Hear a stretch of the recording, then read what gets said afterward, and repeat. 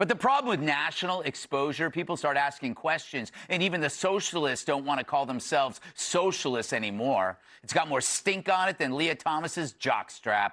I know. Listen to Michigan Senate candidate Abdul El Sayed at a debate this week.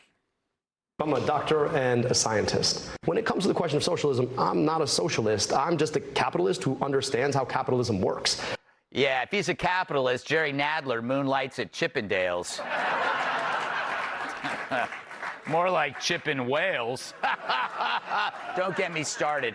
El Sayed wants Medicare for all, wealth taxes, and the government running half the economy. A platform that's more to the left than Bill Clinton's crooked hog.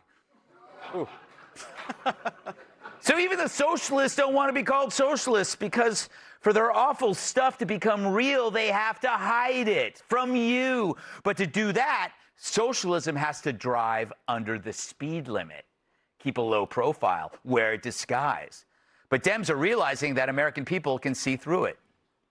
Abolish prisons, abolish the border, abolish the presidency, abolish the Pentagon. I mean, these are crazy people.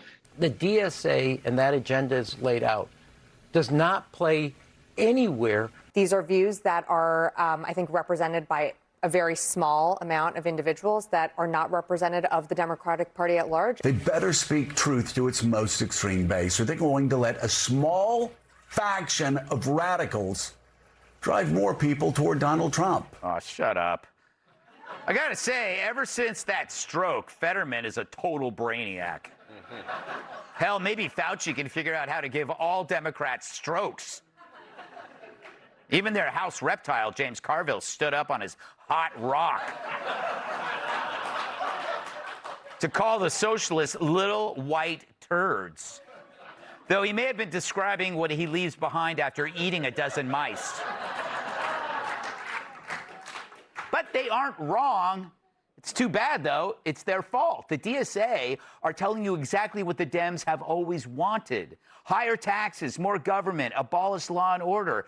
The Dems pretend they're not them, but I remember them saying defund the police and defending open borders. And have you met one that isn't for high taxes? Hell, class warfare is the only class they have. But the DSA's bluntness and urgency reveals socialism's bottom line, which the Dems tried to hide by going slower, that it can't exist without force. You need government aggression to dampen aspirations to achieve. Socialism can't let those dreams roam freely. But in America, we're allergic to force. It's why capitalism fits. It doesn't need a movement. It has flaws, sure, but it embraces human nature. It doesn't fight it. And it rewards people who work hard, whether it's small business owners or the preteens who make Gutfeld merchandise.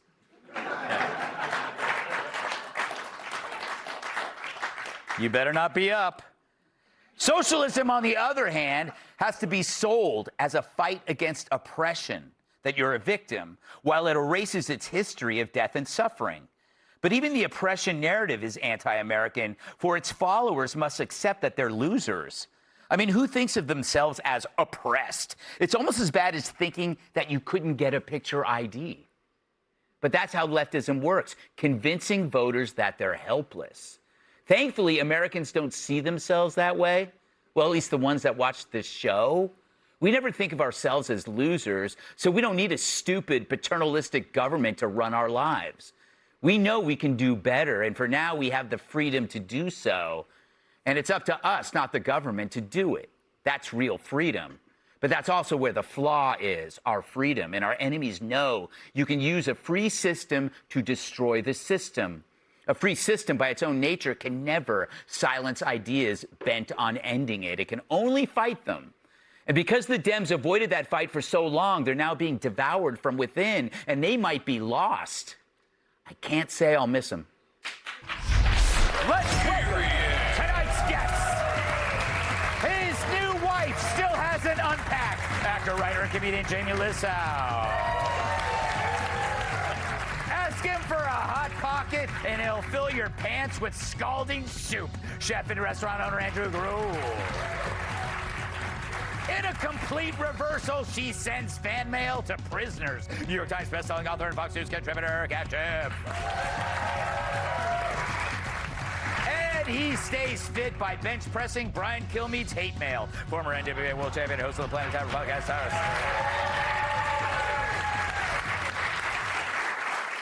I think, Jamie, leftism is like the only ideology where they sell it by saying it's not as bad as it sounds, which reminds me of how you describe your act. Yeah, that's very true. It's also always saying what not to do without ever offering a solution. Mm-hmm. Let's get rid of the prisons, but then what do we do? I honestly, that lady with the red glasses, I don't know her name. I find it it's Jabba. hard. What is it? Oh, that's right. There she is. Yeah. There she is. I honestly find it hard to believe that she is the co-chair of the DSA. Just look at this picture. I feel like she probably needs her own chair. Yeah. Maybe two. Yeah. Yeah, you know what? I actually think Chris Christie got a perm. No, I think she ate Chris Christie. I think she bought those glasses at Eclair's Boutique.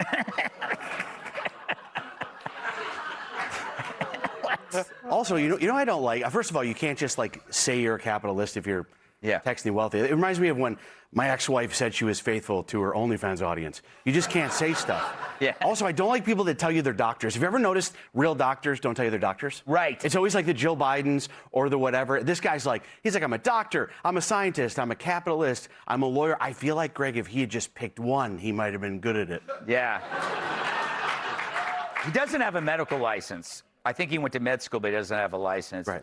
All right, Andrew. That whole, I got to give him credit. She's sticking by her guns. Exactly. And her waffles. Yeah, and her eclairs. Yeah. Yep. And her triple cream donuts. So you're all making fun of Java. I actually like Java here. I'm happy that she gave it to us straight. You see, too often we're playing these games of linguistics, wordsmithing, right? Like, no, it's not really socialism. We're already kind of in a socialistic society. And then the Democrats, the mainstream Democrats, are always trying to temper the hard left of their party. She just came out and said, this is what we want. It's horrible, and I disagree with it, but I appreciate the fact that she actually came out with it. You know she's going to get it now from the rest of the party. They're telling her, guys, this is supposed to be a secret what we want. This isn't supposed to be talked about. Yes. And then they're all going to try and moderate. But the truth is what we actually need. But I will say this, for all the people that, the Carvilles and Fetterman I'll kind of put aside because I think he does have a brain, like you said. They're all talking about how crazy she is. Like, that's really just the insane left. If she was put up tomorrow on a ticket, they would all be telling us how normal she is and how great this is. They will flip on a dime. They have no morals, no backbone. Yeah, they endorse, except for Fetterman, they endorse Plattner. Kat, that woman is like the woman who tells the woman you're getting, a friend of yours is getting a surprise party. She's the one that tells her there's a surprise party. Yes. That's what she just did. She's like telling everybody what to, like, no, you don't want anybody to know this. My favorite answer was when she was asked about abolishing prisons. Mm-hmm. And then she said yes, and she said, as part of a long-term plan. Well, in that case... Yes. Yeah. Don't worry, though. I'm not crazy. It's as part of a long-term plan. Yes.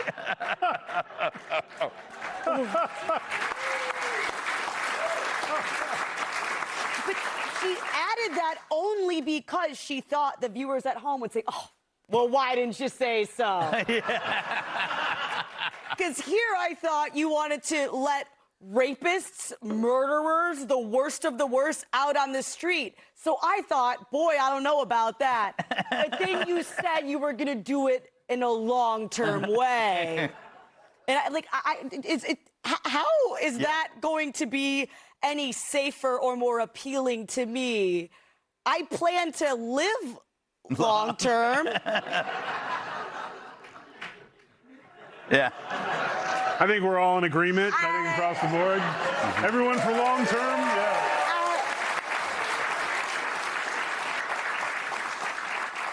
The one thing, Tyrus. One thing? No. What about 12? But the thing that scares me most is the thing that is like always going to be the truth, is that in a free society, it's our Achilles heel. Yeah, Like, yeah. The because system allows it to be destroyed. Yeah. Oh, knock on wood. I forgot to do that after I said I want to live long term. Sorry. Okay. I think what we have here is that old saying, speak of the devil, he'll appear. Yeah. They've been accusing the Trump administration of being this the whole time, and all it was some really bad projection. I mean, they were saying he was a fascist and you're going to end up in camps and stuff. What, pray tell, and here's the funniest part about, besides Kat's awesome joke about long term, if you release prisoners, there is no long term for you. Yes. Like, they get out, they're going to be, let's do it again. Yeah. Because they're going to get out again. So long term is not the word you'd be looking for. It's long or good hiding place would be a better, and for her. Yeah, that's true. But she can't run and she can't hide.